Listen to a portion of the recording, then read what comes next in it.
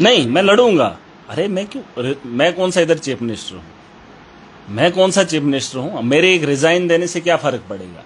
लेकिन मैं यहां बैठकर इनसे लड़ूंगा, जैसे मैं लड़ रहा हूं। अरे मैं लड़ाई अपनी लड़ रहा हूं, खुद लड़ रहा हूं, वो तो हाथ भी नहीं बटा रहे।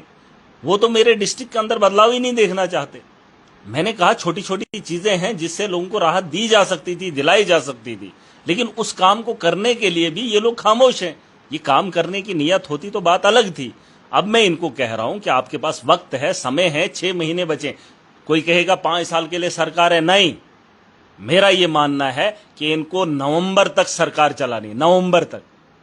ये जो महीना बीत गया ना, अभी ये जो कुछ महीने बचे हैं नवंबर तक, अगर नवंबर से पहले पहले ये लोग जमीनी सतह पर डिलीवर कर गए तो मैं कह सकता हूं सरकार काम करने की उस फिराक में है।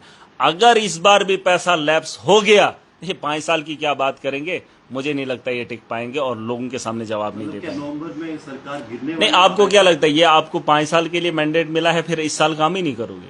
इस साल क्या जमीनी सतह पर काम ही नहीं करना? वो पैसा लाना ही नहीं है। अरे पैसा लाने के लिए आपको लड़ना पड़ेगा, केजरीवाल बनना पड़ेगा, ये मजबूरी है इनकी। इनको बता दो। ये कह रहे थे नहीं हम बातचीत से बात करेंगे, बातचीत से। अरे देख लिए तुमने, मोदी के गुण भी गाए, उसकी तारीफों के फूल भी बांध दिए, कांग्रेस के दौर में काम हुए, और मोदी जी के नेतृत्व में उसके इनाग्रेशन क्या होगी तो उसका सारा क्रेडिट जो है मोदी को दे दिया, लेकिन तब भी नहीं मानेगा वो, तब भी नहीं मानेगा। अरे ये तुम इसको बताने से या मांगने से वो देने वाले नहीं है। किसी ने कहा मोदी का नाम डायरेक्ट लेता है, कुछ अंधभक्त हैं। अरे चीफ मिनिस्टर से मैंने बात की, बेबस है। एलजी से मैंने कोशिश की कि एलजी काम करेगा, बेबस है। मंत्रियों से मैंने कोशिश की, बेबस है। अब मुझे बताओ मैं किसको पकड़ूं?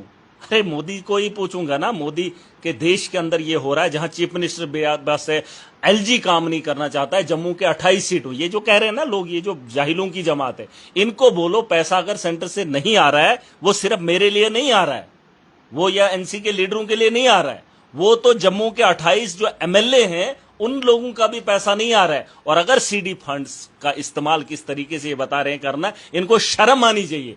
अरे बीजेपी वालों, अपने बारे में भी तो सोचो। या तो अपने लिए एक अलग कानून बनवाओ, जम्मू वालों के लिए अलग कानून बनवाओ।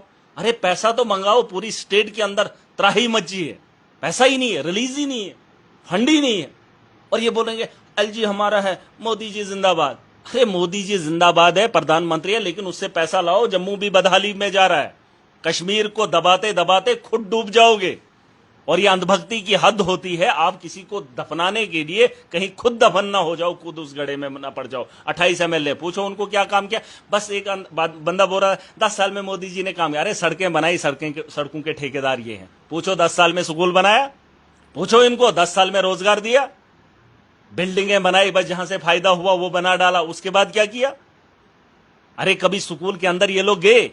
इनको ये चीजें समझ नहीं आएंगी, अंधभक्ति की हद होती है। इन्होंने सड़कें बनाई, अपने इलाकों से निकाली, अपनी जमीनों से 10 रुपए की जमीन को करोड़ रुपया निकाला, जहां से इनको माल मिला वो काम इन्होंने किए। स्कूल की बिल्डिंगें बना सकते थे, बच्चों को तालीम बेहतर दे सकते थे, बिजली के निजाम को बेहतर कर सकते थे। अभी बिजली होती नहीं, किराया ले लेते हैं। सड़कें बनाई इन्होंने, टोल, जब जो ही सड़कें इन्होंने बनाई उसके साथ में टोल प्लाजा लगा लिए और तभी से टोल वसूलना शुरू कर रहे हैं। अंधभक्तों को बोल दो, जब से ये हाईवे बन रहा है तभी से टोल ले रहे हैं। तुमने पूछा अभी अधूरा सड़क है, और तब से अभी तक ये बिजनेस कर रहे हैं, और जहां इनको मफाद है वहां पर ये काम कर रहे हैं। गवर्नमेंट स्कूलों में इनको फायदा है नहीं, वहां गरीब का बच्चा पढ़ रहा है, उसके बारे में कोई बात ही नहीं करेगा। इंफ्रास्ट्रक्चर बनाना ही नहीं है, हॉस्पिटल के अंदर इलाज होना ही नहीं है, और डॉक्टरों को यूनिफॉर्म नहीं लगवानी, उनको पे कार्रवाई नहीं करनी है। मैंने एक मैडम के बारे में बोला, मधु मैडम, उसके फेक डॉक्यूमेंट्स है, गवर्नमेंट कहती है, एडमिनिस्ट्रेटरों की एक टीम बैठती है, लेकिन जब इतना बोलने के बाद भी ना एलजी काम कर रहा है ना चीफ मिनिस्टर काम कर रहा है। मुझे बताओ ये मोदी से काम करवाऊं, किससे करवाऊं? अरे हमारे हाथ में होता। मैंने कहा एक बार भी अगर कहीं मौका दिया होता, छोटा सा इदारा दिया होता, उस इदारे को बेहतर कैसे करते, नियत होनी चाहिए, मैं बताता काम कैसे करते हैं। जी आप बताइए, जिस तरह से उमर अब्दुल्ला कहते हैं कि यूटी के अंदर हमारे लिए काम करना बहुत मुश्किल है, वहीं अगर दूसरी तरफ देखा जाए तो एलजी गवर्नर जो कहते हैं कि मेरे पास सिर्फ डिफेंस है, बाकी सारा देखिए जो भी है वो काम करना यूटी के अंदर मुश्किल है, बोलना मुश्किल है, मुंह खोलना मुश्किल है।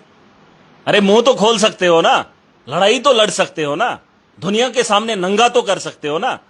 अरे ना आप बोलोगे, ना आप करने की कोशिश करोगे। पूछो मैंने बोला था सस्पेंशन निकाल दो, अरे ये तो सस्पेंशन निकालना ही नहीं चाहते। जब उसमें अड़ंगा होता कितने लोग ऐसे हैं जिनके रिकॉर्ड गलत हैं, जिनकी फाइलें बनी हुई है, कार्रवाई कर लेते। फिर अगर एलजी किसी की सिफारिश करता या किसी के ऑर्डर को नहीं मनवाता तो फिर जाके हम सवाल पूछते।